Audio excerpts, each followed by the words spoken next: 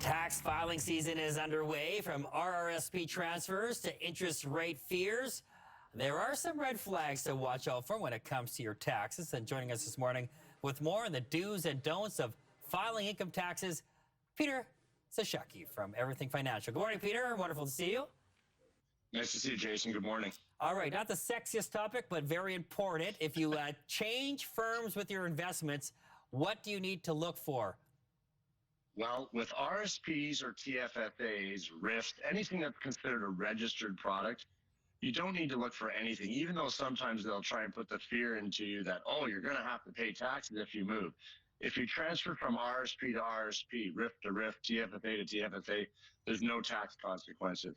The red flag you do need to look for is if you moved a non-registered or what we call taxable account from one firm to another, and that money is liquidated before it transfers, there could be capital gains. And in some cases, if you've made good money, those capital gains could be serious. So you need to investigate that one first, because if you don't pay attention, that could cost you a lot of tax at next year's filing.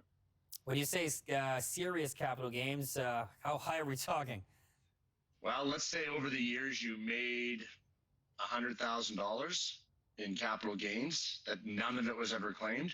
Well, then you could be looking at a minimum of a $25,000 tax bill. Wow. And there is ways to plan for this. Do not pay tax on a yearly basis. Just do proper planning to offset that tax every single year, because there is a way to not pay capital gains legally. Okay, Peter, can interest rate increases cause a tax problem? They can. You might remember, Jason, I don't remember, a couple months ago we were talking about episodes about home equity line of credits and investing. Well, what if interest rates go up to the point that you want to collapse that investment from a home equity line of credit and pay off that line of credit? Well, again, what if you've made money? Capital gains again can hit you. So making money is a great thing. Paying tax, not so much. So that's where interest rates, they might go up and you might make a snap, quick, emotional decision. Oh, I need to pay off that line of credit. Interest rates have gone up. And you realize the thing you're paying it off with might have gone up quite a bit as well in the sense of profit. And again, you have to plan for those capital gains. That's something you should be reviewing with your registered financial planner probably every quarter to stay on top of it, so when the end of the year comes, there's no surprises.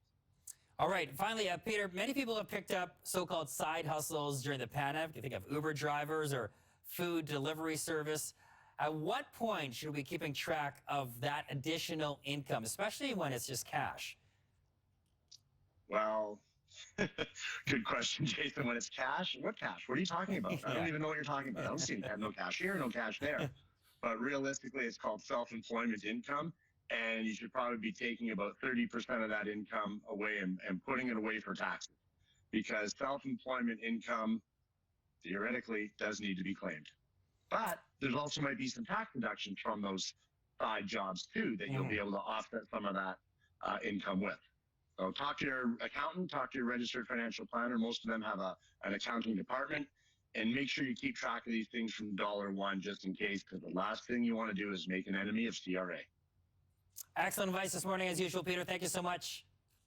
Thanks, Jason. Have a great day.